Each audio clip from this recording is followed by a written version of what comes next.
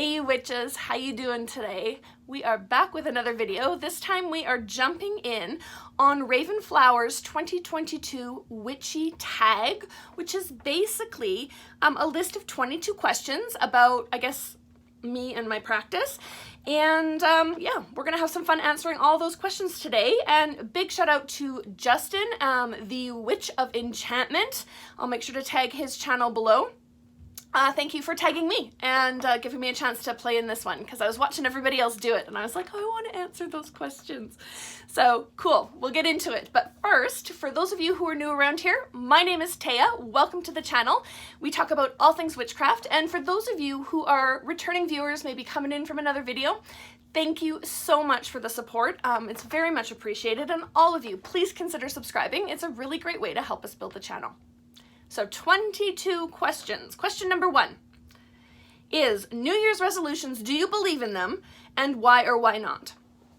So I don't really set resolutions, but I do use that New Year energy at the beginning of the year for goal setting. And I like to set very specific goals and sort of break it down on how I'm going to achieve those goals throughout the year.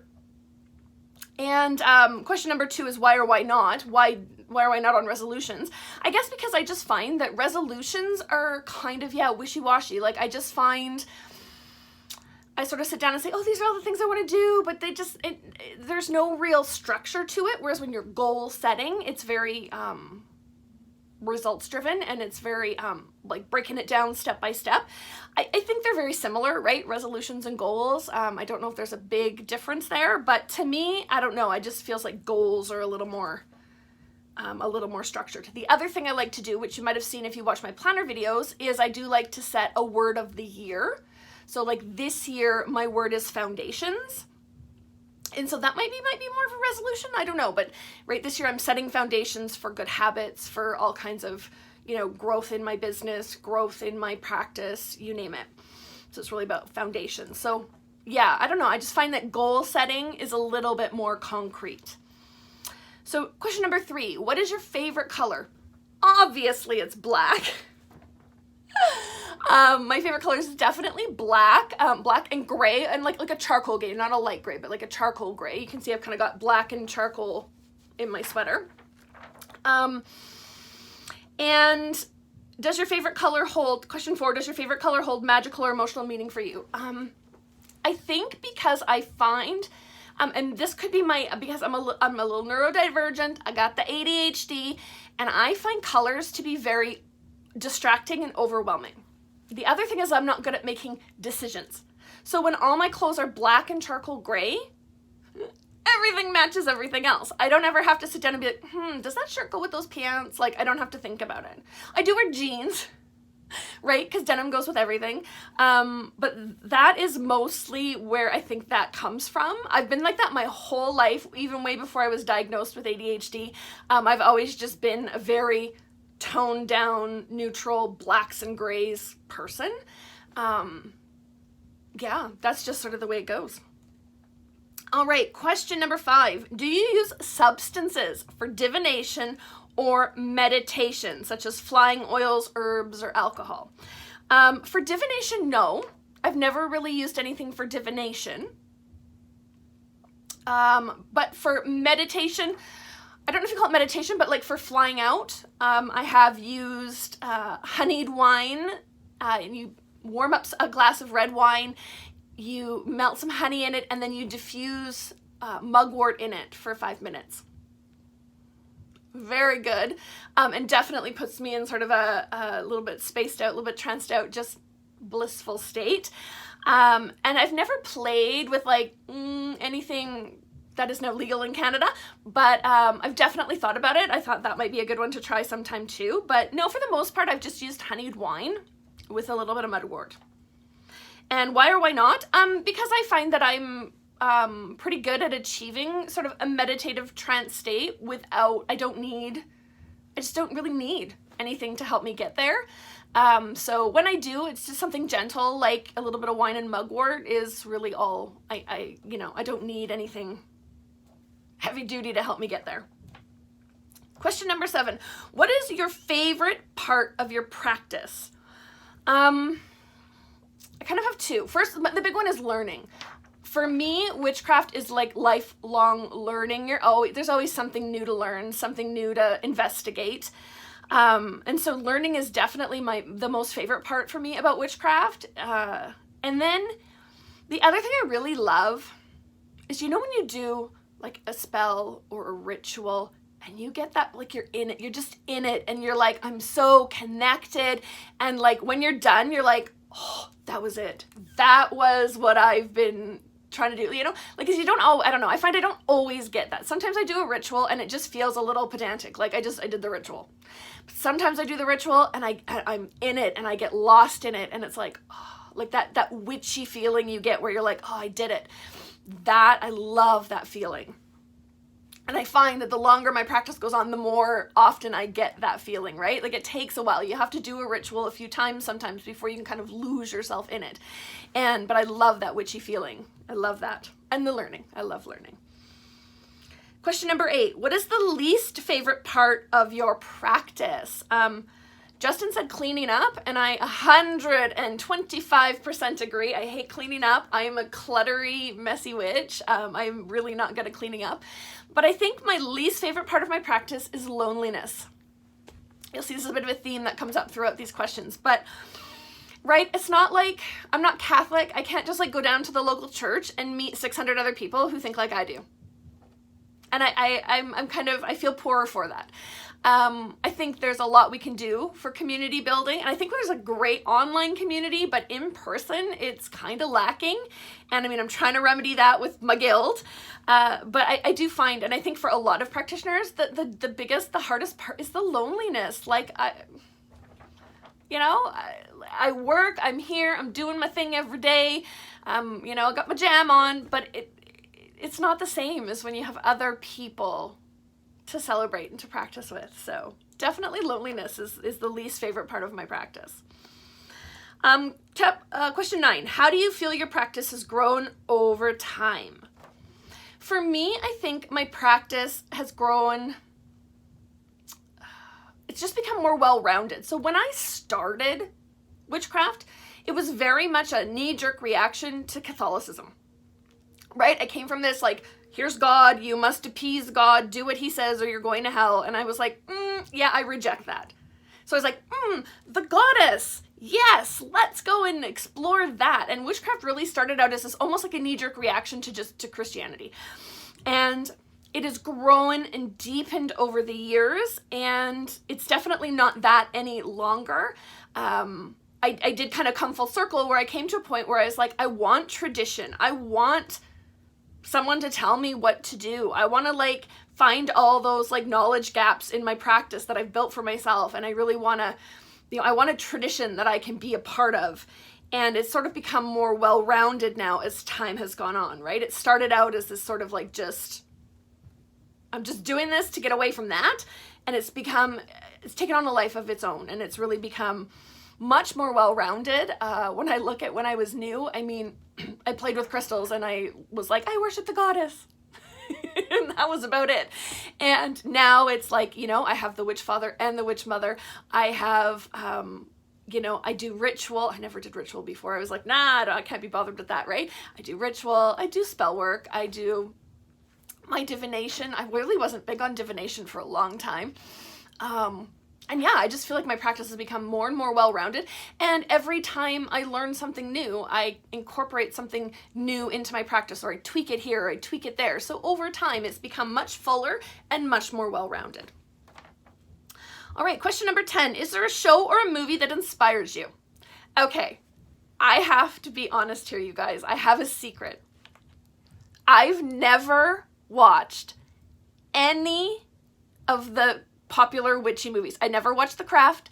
I never watched, what's this throwing salt over your shoulder one with Sarah Bullock? I've never watched any of them. I just haven't watched them. I don't know why. I think part of me is like, I don't want to watch them because I know what it's really like and I don't want to be disappointed in the movie. And I don't know. I don't want to get my hopes up. I don't know. I've never ever watched any of those witchy movies that everybody's always talking about. I don't even remember what half of them are called. There's the one with like Sarah Jessica Parker and Bette Midler. What are they? And they're like, there's the three witches and one's got the crazy red hair and anyways, I literally know of them, but I've never watched them. There was one show that I have watched very recently, like in the last couple of years, that was, made me so excited to be a witch. It's an Italian show. It's dubbed over on Netflix. I don't think they have it anymore, but there should be a season 2 out soon. It's called Luna Nera, L-U-N-A, Luna Nera, N-E-R-A. Oh, it's about witchcraft in like 16th century Italy, and oh, it's so cool. It is so cool. I loved Luna Nera. That for me was like the epitome of watching, like that's what I want my witchcraft to be. Watching that movie was like, oh, I couldn't believe it. But yeah, I haven't watched any of the other popular ones, so I can't really speak to them. Question 11. Do you have a familiar? Okay, if you're talking about pets, yes, I have Luna, my little black lab healer mix, who's an absolute nightmare, and I had to start this video over 3 times because she kept howling outside my door. And we also have 2 little kitties, 2 bitty kitties named Worm. Worm is a little black and white tuxedo cat, and Scrappy, or we call them Scrappers, and he's a little orange, what are those called? A tabby? I can't remember what they're called, the orange cats. Anyways, he's a little orange cat. And they are brothers from the same litter that was actually born under my front porch. And there were 3 kittens, and we adopted out the little female. Her name was Houdini because she could escape anything. And she went to another family, and we kept Worm and Scrappers. So yes, I have some pets. When it comes to spirit familiars, I do. When I travel to the other world, I have a spirit familiar there who is actually the spirit of my deceased dog, my Nixie, who was like my little soulmate. And wonderfully enough, the first time I ever went to the other world, she was there waiting for me. And she is my guide and my protector, and I travel, she flies, and I ride on her. And yeah, she's a really special part of the other world for me, is Nixie. All right, chapter 12. Question 12. Would you recommend any YouTube channels? Oh, do I have a list for you? All right. I will put these all down below because there's a lot. Sorry guys, I am really ADHD, not good at like summarizing and bringing things down. So when it comes to traditional witchcraft, okay, I have 4 different categories. When it comes to traditional witchcraft, I would recommend off the top, Blade and Broom with Lorelei Black. Excellent channel if you want teaching information, like, you know, she teaches on the internet. Lorelei's amazing. So Blade and Broom. I would recommend Scottish Cunning Ways channel with Ash William Mills. He himself isn't really a witch, but he practices Scottish folk magic. Wealth of information there. And on that note, his friend, who actually got me introduced to Ash William Mills, was George Hares. And he has a long-running channel, and he does just lots of sit-down, chit-chat, really quick videos about traditional witchcraft. I think he calls himself the North English Witch now. But George Hares. Then I would recommend a couple of authors. Laura Tempest Zakroff has a great channel. She's a modern traditional witch. And Keldon, who wrote The Crooked Path, an introduction to traditional witchcraft, he has a great channel. He's got a lot of good like learning content on his channel as well. And if you want to see some beautifully crafted videos that are very with a traditional witchcraft bent, you want to check out Hedge Beast.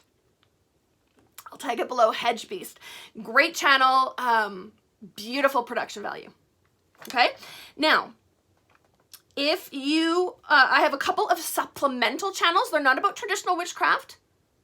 I would recommend Thorn Mooney. She's actually a Wiccan, but she has such a nuanced, intellectual take on sort of witchcraft and the community in general, and I absolutely love her videos. Smart lady. And I would also recommend a channel called Foolish Fish. And he mostly just talks about occult and esoteric books, but he does this Esoteric Sundays series where he gets into like metaphysics and all kinds of interesting things. And specifically for that Esoteric Sundays content, he has a playlist. Check out Foolish Fish. Okay, now we have just one in this category, but if you are into like my planner videos and you like witchy planning, I love Moon Prism Planner. Beautiful planning videos. She hasn't posted in a while, but she does still post on her Instagram, but she hasn't posted a video in a while. But Moon Prism Planner, she is really awesome. And then we have some community builders, is what I'm going to call them. They are people that are, you know, they're out there, they're building the community, they're producing great content, and they're just lovely people. So the first one is Megan Black from Around the Cauldron. It's also a podcast, but she's also got videos. Megan Black, Around the Cauldron. Obviously, Justin, the Witch of Enchantment, amazing channel. Brittany and the Sunshine State Witch, her and Justin kind of come together, and they have a great channel, Wine and Witchcraft, if you want to check that out. It's like a monthly TV program they kind of put on where they interview somebody. Then we have got Owlvine Green. Owlvine Green, she's lovely. She has some great videos. And then Jasmine Ambrosia. I really enjoy her channel. So those are sort of all the different channels in different sort of categories: traditional witchcraft, supplemental stuff, community builders, and my one sort of planner channel I love to watch. So I will tag all those below. I know that's a lot, but I just can't whittle things down. I'm like, everybody needs a mention. All right, so that was question 12. Question 13. Name something you must do daily for your mental or emotional well-being or for your practice. So the number one thing that I have to do every day is I need to take my meds. All right, I've got diagnosed anxiety disorders, depression disorders, and ADHD. I have to take my meds every single day, and I might have to take meds every single day for the rest of my life, and that's just how my brain works. It's like diabetics don't have enough insulin in their system. I don't have enough dopamine in my system. I don't have enough serotonin in my system. That's just how it goes, right? So I have to take those meds daily. When it comes to a daily practice, like for my witchcraft practice, well, first of all, that medication is very much supportive of my witchcraft practice. I couldn't do all the things that I do if I didn't have my meds, if I didn't feel like my best self. But when it comes specifically to like witchcraft practice, I don't actually have anything that I must do on the daily. I very specifically set it up that way. To me, having to do something every single day just sets me up for failure. Now, I have things that are daily. I do have a daily journaling. If you watch, again, my planner videos, I do have a journal out of, right now, 366 Celt. Every day there's a reading. I tend to sit down and do that in bunches. Every third day or fourth day, I'll sit down and do 3 or 4 readings. But sometimes I'll kind of get in the groove and I'll do one every day. Ideally, I'd love to do one every day, but I've set it up so that it's okay if I just do it once or twice a week. So I try not to do like daily must-do things, because I just find, you know, then you don't do it one day and then you're like, oh, I just blew the whole streak. So what's the point of doing it? I don't know. I have a very all or nothing brain, so I tend not to do a lot on the daily. Question number 14. What is something that started as an obstacle, but you can now see as a blessing? 150% is my mental health journey. It was awful. My life fell apart. It's a long story, but building my mental health back has also built my witchcraft practice right alongside it. I have spent the last 8, 9, 10 years in regular therapy. Guys, therapy is basically shadow work, right? Basically, I've had to figure out all my shit.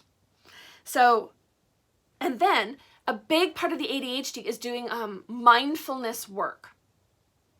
And it's about being in the moment And it's about, I'm walking the dog. All I'm doing is walking the dog.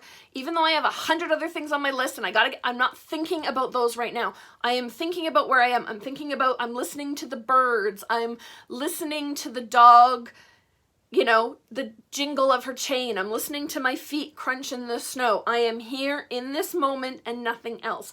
And building that ability has enhanced my witchcraft practice to no end. It has built my spiritual connection. It's a lot of what I do, like when I'm walking the dog, right?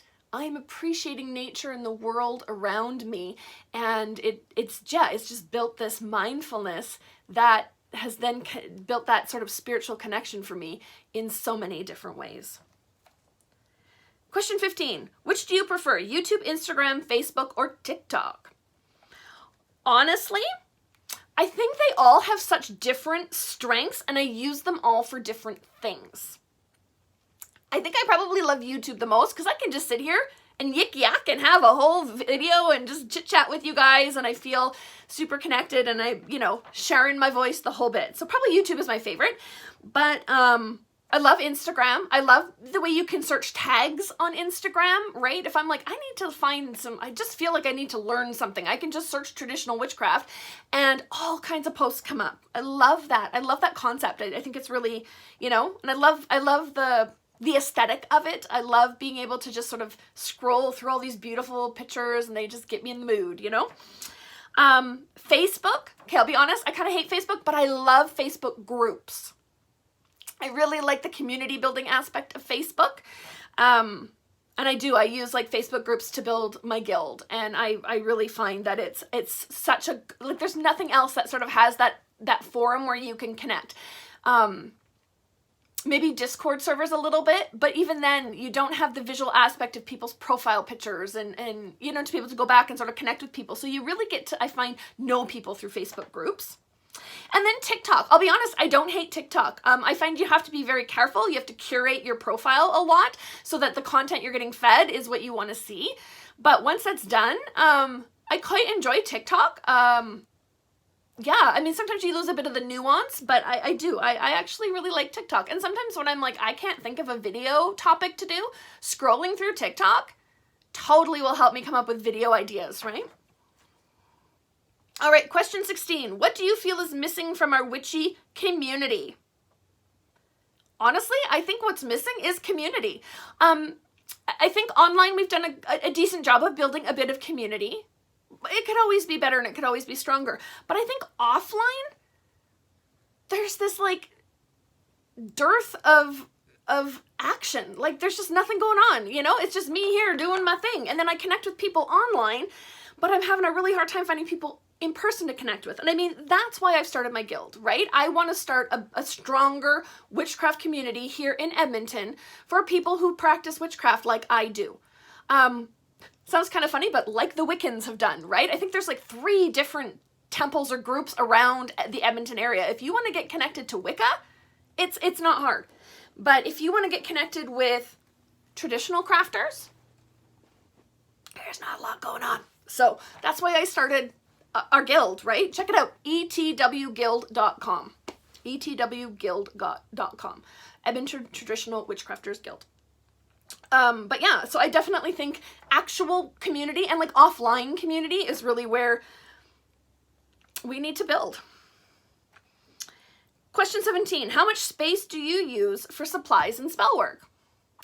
You know what? I'm starting to use more space now, but not a ton. I have a drawer out at like sort of my, I'll call it my family altar. I don't know, I have like a public facing altar.